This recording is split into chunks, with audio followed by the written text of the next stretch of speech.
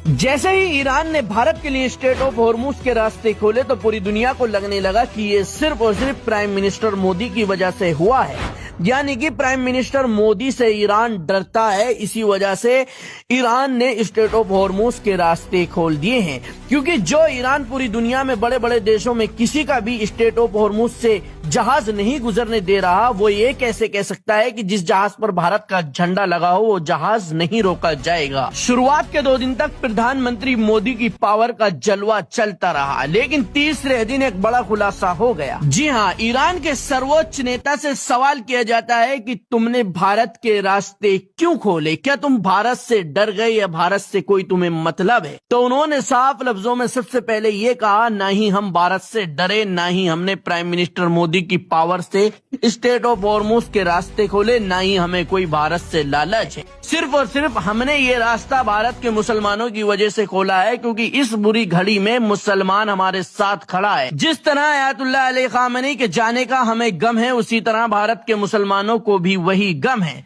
भारत के मुसलमान हमारे साथ खड़े हैं, अमेरिका और इजराइल का जमकर विरोध कर रहे हैं। भारतीय मुस्लिम हमारे लिए लगातार दुआएं कर रहे हैं और हमारा हौसला बढ़ा रहे हैं। ऐसे में अगर भारतीय मुस्लिमों को परेशानी हो रही है गैस और तेल की वजह से, तो यह हमसे देखा नहीं जाएगा, क्योंकि जो लोग हमारा साथ दे रहे हैं ऐसी बुरी वक्त में हम भी उनका साथ देंगे। इसीलिए हमने भारत का स्ट्रेट ऑफ हॉर्मुज का रास्ता खोल दिया, ताकि हमारे मुसलमान भाइयों तक भारत के अंदर तेल और गैस पहुंच सके।